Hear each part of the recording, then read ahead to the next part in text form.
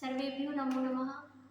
मैं जया अवस्थी केंद्रीय संस्कृत विश्वविद्यालय भोपाल परिसर कक्षा शास्त्री प्रथम वर्ष की छात्रा। मेरा विषय है गुप्त साम्राज्य।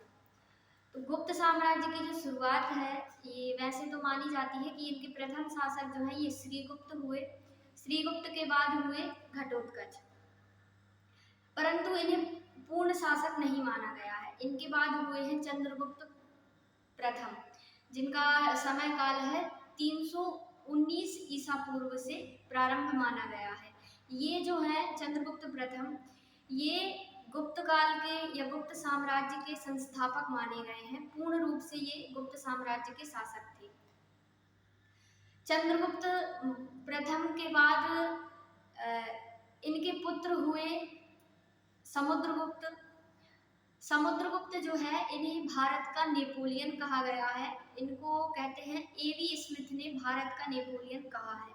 क्यों कहा है? क्योंकि समुद्रगुप्त जो थे ये बहुत वीर योद्धा थे, महान शासक थे और एकदम निर्भीक थे। तो इनकी इन विशेषताओं के कारण एवी स्मिथ ने इनको भारत का नेपोलियन कहा है।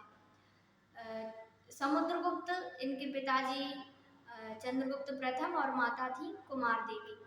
इनके बाद हुए चंद्रगुप्त द्वितीय, जिनका समय काल है 375 ईसा पूर्व से 415 ईसा पूर्व तक।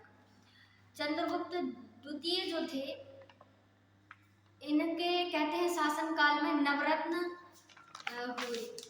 वो नवरत्न है अमर सिंह, कालिदास, कहापनक, शंकु, वररुचि, वराहमिहिर, बेताल भट्ट, धन्वंतरी, हरिसेना इत्यादि नवरत्न चंद्रगुप्त द्वितीय के शासन काल में हुए।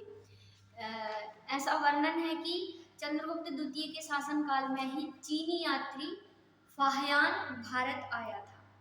उसने यात्रा वृतांत भी किया हुआ है अपनी भारत यात्रा का। चंद्रगुप्त द्वितीय के बाद गुप्त साम्राज्य के शासक हुए कुमारगुप्त। इनका समय काल है 415 से लगभग 455 ईसा पूर्व तक। जो कुमारगुप्त हैं, इनको नालंदा विश्वविद्यालय का स्थापक माना जाता है। इन्होंने नालंदा विश्वविद्यालय की स्थापना की थी। कुमारगुप्त के बाद आते हैं स्कंदगुप्त।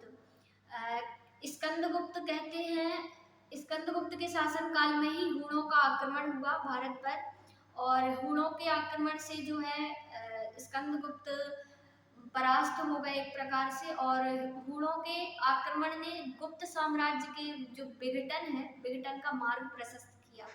और उसके बाद धीरे धीरे करके हूणों की विजय होती गई और धीरे धीरे करके गुप्त साम्राज्य का पतन होता गया, विघटन होता गया। गुप्त साम्राज्य की प्रमुख बात यह है कि इसमें जो राजा था सर्वोच्च अधिकारी होता था, अर्थात सर्वोच्च अधिकारी राजा ही होता था।